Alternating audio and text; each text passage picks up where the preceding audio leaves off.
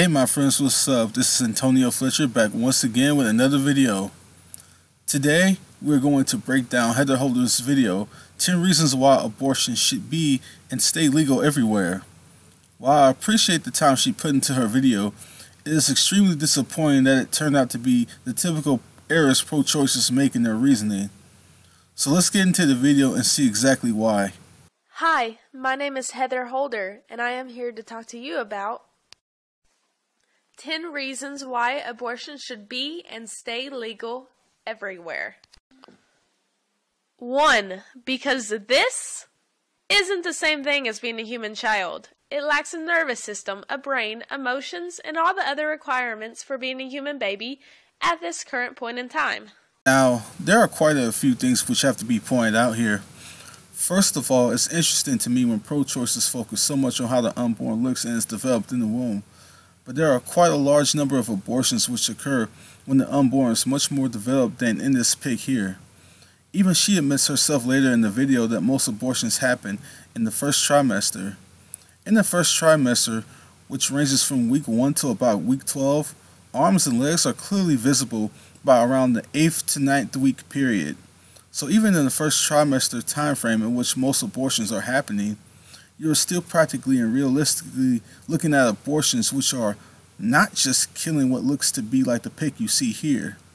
Second, how the unborn looks and functions like to justify abortion is nothing more than an arbitrary fiat claim which is question begging, which is a logical fallacy. It's a fallacy because it is assuming the very thing it is attempting to prove, that size and level of development somehow magically equates to an argument justifying abortion. Anybody can simply assert an arbitrary fiat claim as a basis, but that isn't an argument.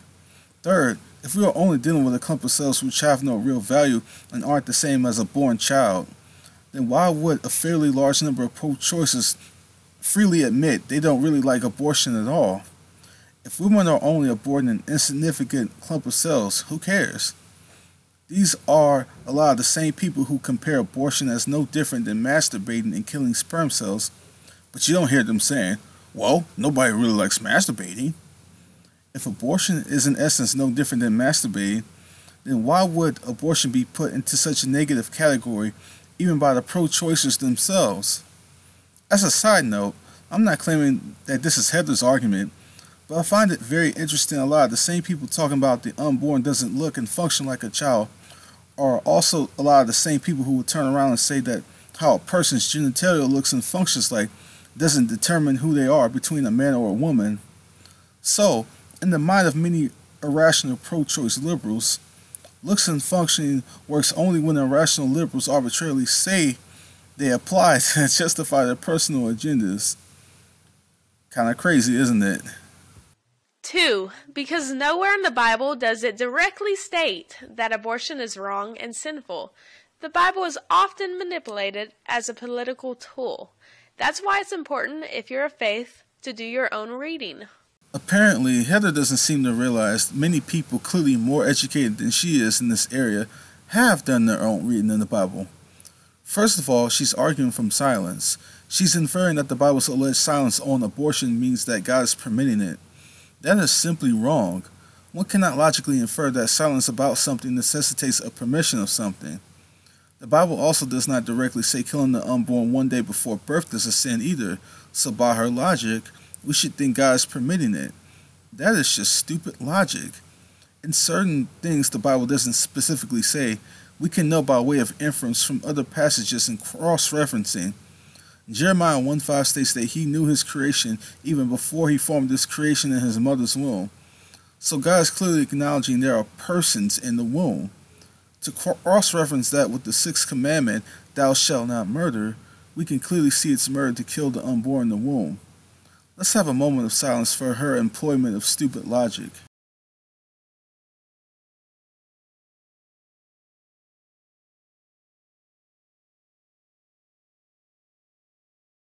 Thank you, and now we return to our regularly scheduled programming. 3. Because just because you make it illegal does not mean it's not going to happen. Back alley abortions are very, very dangerous. In the 2 decades before abortion was legal in the United States, it's been estimated that nearly 1 million women per year sought out illegal abortion. Thousands died, tens of thousands were damaged, all were forced to behave as if they were criminals.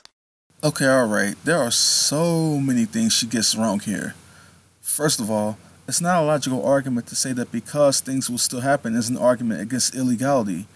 Rape, theft, underground sex trafficking, etc. still happen all the while being illegal, but that doesn't mean that because they still happen is an argument to make them legal. Therefore, because abortion will still happen is not an argument to necessitate it shouldn't be made illegal. We don't determine the legality or illegality of a thing by merely the fact of a thing happening, whether illegal or not. Second, whether abortion is illegal or not has nothing to do with how safe or unsafe the procedure is. Now, what determines how safe or unsafe the procedure is the person performing it and their ethics. Abortion being legal doesn't mean women have gotten quote-unquote safe abortions, and abortion once being made illegal doesn't mean they'll quote-unquote get unsafe abortions. In fact, her claim thousands of women have died in the last 2 decades before abortion was made legal in the United States is demonstrably false. I have some information which debunks this claim in the description. Third and lastly, even if it is true thousands of women would get unsafe procedures and risk major harm and or death isn't an argument to justify the act of abortion. The fact that women would do risky things which could lead to major harm and or their deaths doesn't mean that killing the unborn is a justifiable act. The fact is, actions have consequences, and those women are responsible for the decisions they make. One cannot point the finger elsewhere and blame others. That is a separate issue from the act on the unborn itself, and to connect those two separate issues to justify abortion is nothing more than an illogical emotional argument, not a logical argument. 4. Because women have rights. If we aren't even allowed to take organs from a deceased person without his or her consent, regardless of saving someone's life, why are we trying to dictate this living, feeling individual? The mother is alive, and she has rights to her body.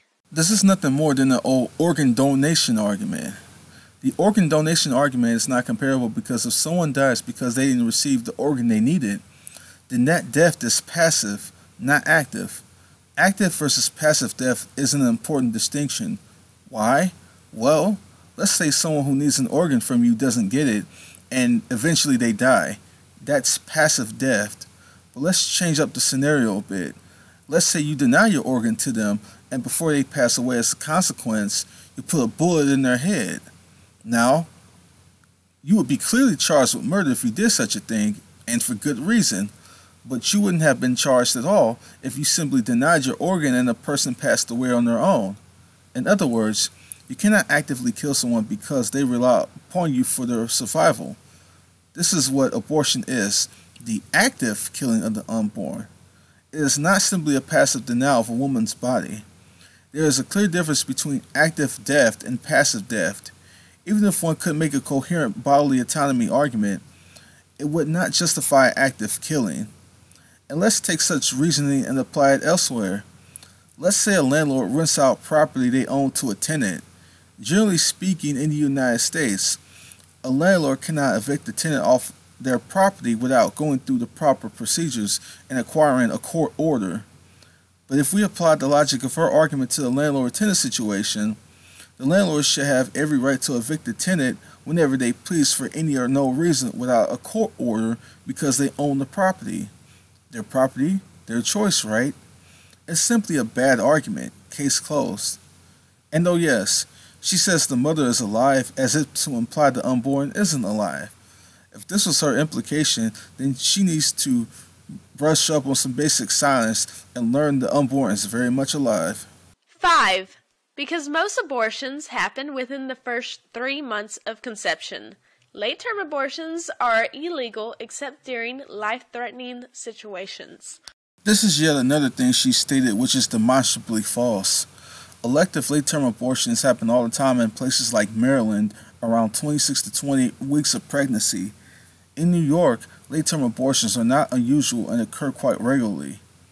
And again, these are elective. I'm not talking about life-saving procedures. I'm talking about actual elective late-term abortions. She's also ignorant of the Doe v. Bolton ruling, which defined quote-unquote health quite broadly across the board, in which a woman can get an abortion, including mental health.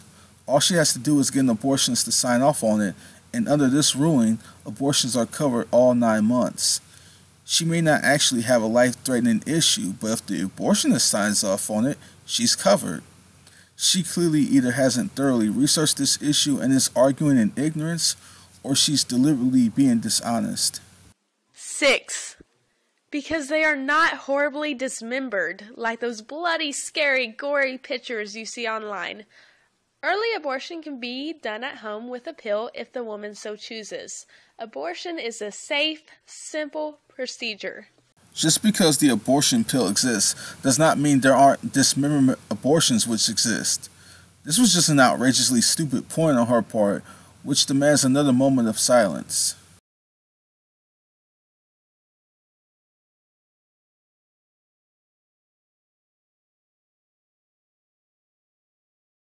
Thank you. And now we return to destroying Heather's terrible logic and demonstrably false statements. 7. Because there's tons and tons of women in prison in El Salvador over miscarriages, accused of having illegal abortions and charged with murder. This is just another outrageously stupid argument. People are accused of lots of things in society they are innocent of. Nobody wants such things to happen, but that doesn't mean laws shouldn't exist against certain things, because at times innocent people may go to prison. Let's just make killing any and every person legal, because way too many times the wrong person was convicted. That way, we'll prevent any innocent person from going to prison. This is just all around bad reasoning. What we should focus on is making an argument to work on the improvement of jurisprudence in society, not an argument against it.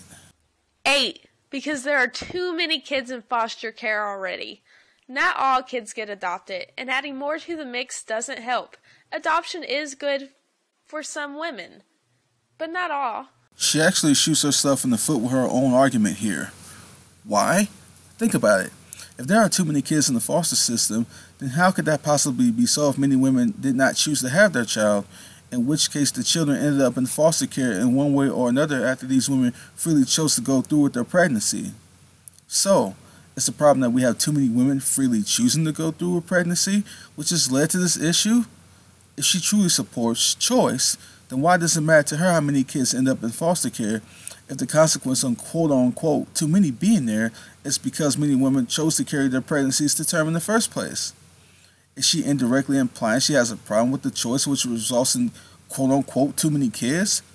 If so, then she's shooting herself in the foot by complaining about the amount of kids. We apparently can't have too many women freely choosing to have babies and potentially ended up in the foster care system now, can we? Her concern should be about fixing the system, not simply complaining there are too many kids in it. She says that we shouldn't be adding more, but the only way to avoid adding more is if more women who are currently pregnant, who do not have the means to care for a child, get abortions more than the amount of women who decide to have their children anyway. As things stand now, would she be advocating necessarily that more women get abortions to avoid making things worse? In this case, is she hoping more women get abortions? If so, then what she's inevitably doing is putting the blame on women, quote-unquote, adding to the problem by not getting abortions if they decide to have their child anyway, despite not having the means to care for their child. Doesn't sound very pro-choice to me at all, and this is how she shoots herself in the foot with her own argument. 9. Because it's not our place to judge and shame other women who have to make the tough decisions. And as a woman, whether you had an abortion or not, you should never give up the rights or the rights of your sisters. In the Bible, it says all have sinned and fallen short of the glory of God. With that in mind, I'm not out to hold a woman getting an abortion as something I can use to point my finger at her as necessarily committing something worse than the sins I've committed. I'm guilty under God just as much as the women who have gotten an abortion. That being said, however, we cannot overlook the evil that is abortion. We have to equally call it out as wrong, just as we do any other sin. But what really interests me is when pro-choicers say that women shouldn't be shamed for getting an abortion, But who are they to say who should and shouldn't shame who? The arguments they build to justify abortion rely on moral relativism. So if morals are relative, who cares who shames who? Who cares if women get shamed? Are they forcing morality on others to say others shouldn't shame women who get abortions? Doesn't sound very pro-choice to me. Why would they get upset about women being shamed if morals are relative? 10. Because all kids should be loved and wanted. If women are forced to carry unwanted pregnancies to term, the result is unwanted kids. Everyone knows that they're among society's most tragic cases, often uncared for, unloved, brutalized, and abandoned. When they grow up, they are at a serious disadvantage, and sometimes are inclined towards brutal behavior to others. This is not good for children, families, or the country. Kids need love and families who want and will take care of them. Translation.